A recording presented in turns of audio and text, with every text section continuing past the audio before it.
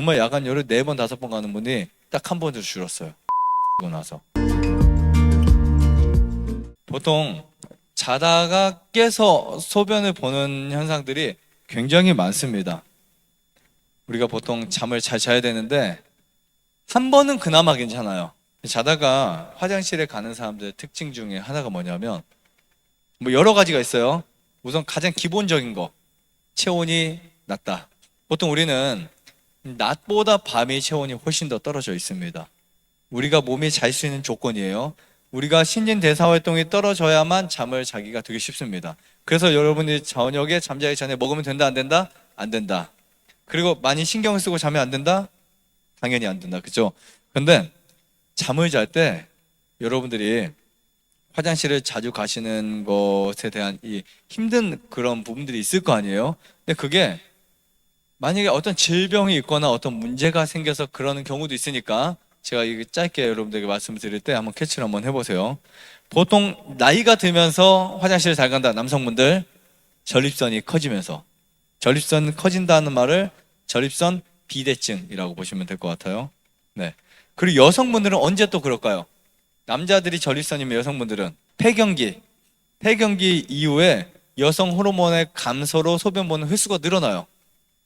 어느 순간 우리 어머니가 아니 할머니가 그런 거 있죠. 자주 가십니다. 왜 가는지 봤더니 폐경기. 그러니까 그럴 때는 몸 관리를 해야 돼요. 반드시요. 몸 관리를. 그리고 우리가 보통 정상적으로 깨어 있을 때 하루에 소변 보는 횟수가 정상적인 횟수가 몇 번인 줄 아세요? 대략 8번 정도. 하루 8번 정도 가는 게 정상인데 여기에 여러분들이 수분 섭취가 아주 많아졌을 때는 물론 더 갈 수 있습니다. 그런데 어떤 경우는 나는 물을 많이 안 마시는데도 화장실을 너무 자주 가. 그런 분들은 이제 여성 호르몬의 문제나 남성 전립선의 문제 외에도 또 문제들이 많이 있습니다. 그리고 절방뇨가 있어요. 절방뇨. 오줌은 많이 안 넣는데 소변은 많이 안 나오는데 막 급해서 가요. 가보면 이만큼밖에 안 나와요. 그런 경우 있어요, 없어요? 그거는 뭐 어떤 특정한 사람들에게만 있는 것이 아니라 우리 모두가 한 번씩은 경험했을 부분도 있습니다. 상황에 따라서. 그런데 참을 수 없는 소변의 마려움 증상들 너무 심해요. 그래서 이것이 나중에 방광이 안 좋아서 너무 심하다 보면 버스를 타고 2시간도 못 가요. 계속 마려움. 그리고 뭔가 긴장을 하면 더 많이 나와요. 뭔가 이게 어디 높은 데 올라가가지고 다리를 건너간다? 오줌 마릴까 안 마릴까요? 그게 너무 심하면 롤러코스터 타다가도 오줌을 바지에 딱 싸는 경우도 있잖아요. 그죠? 그게 자기가 막 이렇게 조절을 못해서 그런 게 아니고 그 엄청난 압박감에 의해서 딱 나오는 거예요. 자기도 모르게요. 그런 게 있습니다. 이런 방광이 안 좋은 경우에 그것이 조금 더 심하다. 방광염이 있는 경우에 보통 저녁에 화장실 한 2번 이상 혹은 3번 다니면 이것을 야간요라고 합니다. 야간요라고 하는데 이 소변을 억제하는 항이뇨 호르몬이 이제 분비돼야 돼요. 그런데 배뇨 증상이 생기고 이것이 느끼지 않아야 우리가 정상적인 잠을 잘 수 있어요. 소변을 억제할 수 있는 항이뇨제가 있어요. 이뇨제는 배출을 하는 거잖아요. 반대로 나가지 않도록 딱 잡아주는 게 있어요. 근데 그게 줄어들어요. 노년층에 특히 줄어듭니다. 아니면 몸이 안 좋아지면서 줄어든다고요. 혹시 고혈압이 있는 분들, 고혈압이 있는 분들은 피를 맑게 하기 위해서 우리가 약을 또 먹잖아요. 콜레스테롤 약도 먹고 고지혈증 약도 먹고 이뇨제도 먹고 하다 보면 또 역시 고혈압 있는 분들도 야간요, 당뇨, 방광염, 저리성 문제, 신장 이상 등등 이런 것들이 여러 가지 소변의 야간요를 만들 수 있고, 자, 우리 몸에서 이제 소변을 만드는 곳이 어디라고 있어요? 신장. 근데 이 신장의 필터가 신체 곳곳의 노폐물을 걸러내서 필요한 물질을 다시 혈액으로 돌려보내요. 어떻게 돼요? 우리가 음식을 먹어요. 그 음식이 피가 돼요. 피가 우리 몸을 심장을 통해서 돌아요. 그리고 신장이 갑니다. 가서 뭐를 할까요? 신장에서 혈액이 걸러지겠죠. 그래서 나쁜 것은 어떻게 한다? 나쁜 것은 방광에 저장되었다가 소변 나와야 되고요. 그 중에 좋은 물질들은 또 어떻게 할까요? 다시 혈액에 방출시켜서 몸에 보냅니다.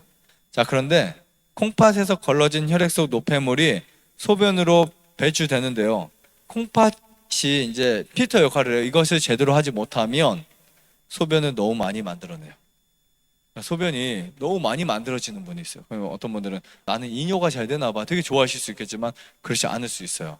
물을 많이 마시는데 화장실 많이 가고 소변량이 늘어난 거 괜찮아요. 근데 물을 정상적으로 많이 안 마시는데 소변량이 갑자기 늘어났다. 이거는 반드시 신장에 문제가 있다고 판단하시면 될 것 같습니다. 당뇨도요. 소변량을 늘릴까요, 줄일까요? 그래서 다갈, 다뇨, 다식 뭐 이런 게 있잖아요. 당뇨도 소변량이 늘어나요. 그 다음에 전립선 비대, 뭐 이렇게 비대가 해결되지 않으면 야간뇨가 고쳐질 수가 없습니다. 수분은 많은데 우리 몸속에 이뇨제들이나 나트륨 부족에서 뭐가 생길까요? 수분이 우리 몸속에 잡아지지 않고 배출됩니다. 그래서 일부 학자들은 뭐 소금을 먹으면 야간뇨가 심하다, 아니야 소금은 먹어야 야간뇨가 괜찮아, 뭐 이렇게 안 먹으면 심해, 뭐 이렇게 다양한 의견들이 있지만 그냥 간단하게 말씀드리면 소금을 먹어야 야간뇨를 줄일 수 있어요. 네. 지난 기수에 또 이제 그랬고 그 지난 부분에도 정말 야간뇨를 4번 5번 가는 분이 딱 한 번으로 줄었어요. 소금물을 마시고 나서. 그리고 저녁에 그분 같은 경우는 물을 적게 마시고 거기에 소금을 타서 좀 짭짤하게 한 모금 마시고 주무시는데 야간뇨가 거의 해결되었어요. 그러고 나서 이분이 하시는 말씀이 자다가 3번 4번 깼는데 너무 정말 힘들었는데 그렇게 나니까 컨디션이 좋아질 거 아니에요. 너무 몸이 좋아졌습니다. 즉 소금물을 통해서 나트륨이 충분하면 소변 보는 횟수를 적게 만들 수 있거나 야간뇨를 줄일 수 있다. 자, 그리고 근본적으로 바꿔주셔야 돼요. 겨울철 같은 경우는 여러분들이 은행을 드세요. 은행을 꾸준히 드시면 소변 보는데 정말 좋습니다. 소변 양이 줄어들 수 있고, 만약에 나는 소변이 오히려 안 나온다 하는 분들은 은행을 드시면 안 돼요. 그리고 또 한 가지 정말 좋은 게 크래커 있죠. 통밀과 관련된 것들을 많이 드세요. 그러면 우리 몸에는 체온이 올라갈 수밖에 없어요. 여러분 생각해 보세요. 밖에 나가실 때 똑같은 조건에서 밖에 나가는데 이 한겨울에 반팔을 입고 있는 사람과 옷 따뜻하게 입고 있는 사람, 누가 먼저 화장실을 할까요? 누가 먼저? 추운 사람이. 그래서 체온을 올리는 거 정말 필요합니다.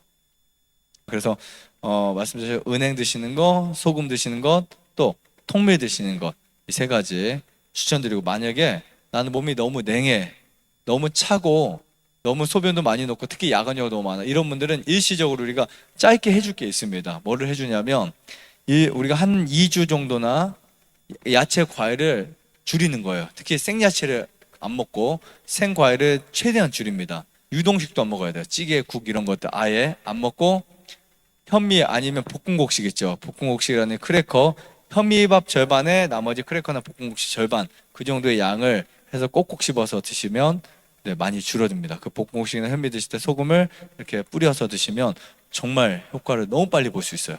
빨리 볼 수 있고, 그 다음에 여러분들이 냉수 마찰을 해주시면 돼요. 냉수 마찰. 냉수 마찰은 물을 뿌리는 게 너무 힘들지 않아요. 처음에는 수건을 짜서 자기 전이나 아침에 일어나서 몸을 문질러 주는 거예요. 나중에는 그냥 물 한 바가지 좀 찬물 쫙 뿌리고 나면 우리 몸의 체온이 상승할 수 있어요. 그렇게 해서 해결할 수도 있고, 그리고 결정적으로 질환이 사라지면 무조건 해결되는 경우가 대부분이다. 이렇게 보시면 될 것 같습니다. 좋아요, 구독. 안에다가 눌러주세요. 눌러주세요.